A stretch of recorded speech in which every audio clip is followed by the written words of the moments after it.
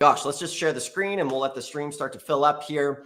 And anybody who's tuning in, let us know in the comments who's here, where you're tuning in from. Let us know what type of deals you're working on here this week as well, so we can answer any questions. So without further ado, let's just get to the goods.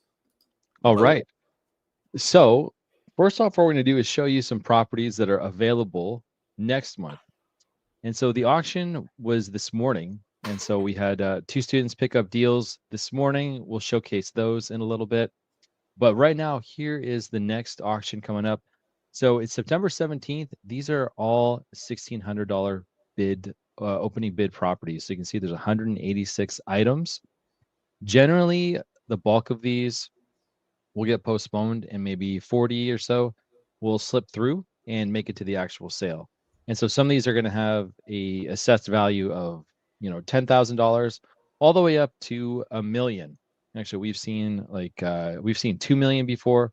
Just absolutely outrageous, wild properties. We've seen apartment buildings, we've seen warehouses, complexes, huge, like 20-acre lots.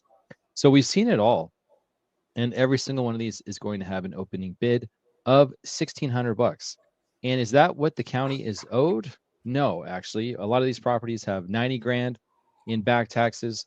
Some of these properties we haven't seen a tax payment since 92.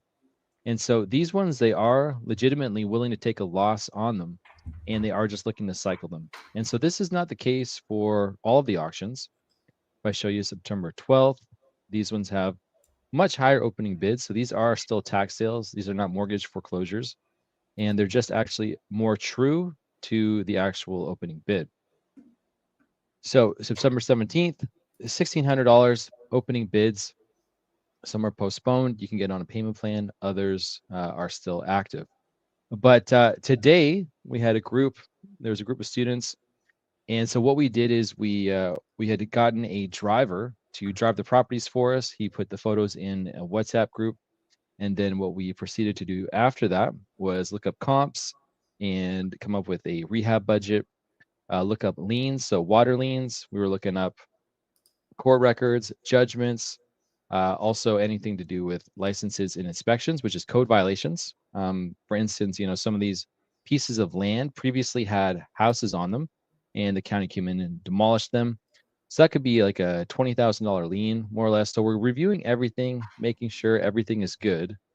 And there were 2 properties today that students walked away with. I'm going to showcase the first one, which is 1137 South Peach. So here it is. You can see, oh, no, here it is.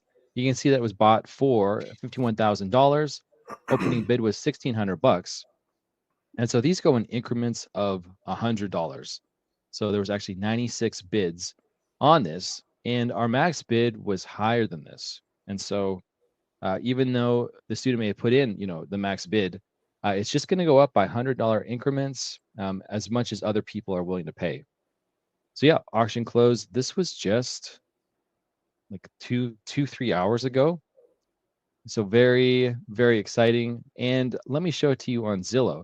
Now, before I show it to you on Zillow, I want to say that if you're in an area where the market is fairly hot, and if you've got a lot of comps and you got a lot of property that's sold recently, there could be a lag on Zillow.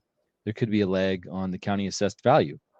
So if, last year the county is saying that this property is worth, let's say 90 grand, but in the past year, the market has picked up a lot, and homes are selling for a lot more, and fix and flippers are coming to the area, then it's just going to be outdated, right? And so when we did mortgage foreclosures in, Cincinnati, Ohio, the opening bid had to be 2/3 of the assessed value. So we're always looking for discrepancies, and that's what we found today. So let me show you 1137 South Peach Street. So Zillow's got it at an estimate of 100 grand. So a 3-1, 960 square feet, built in 1925, an 880 square foot lot. So a lot of times this is just an algorithm. It may be outdated, it may be up to date, it could be irrelevant, it could be extremely accurate, it could be any of those things. And so when I come into PropWire, when I show it, it's showing 133,000.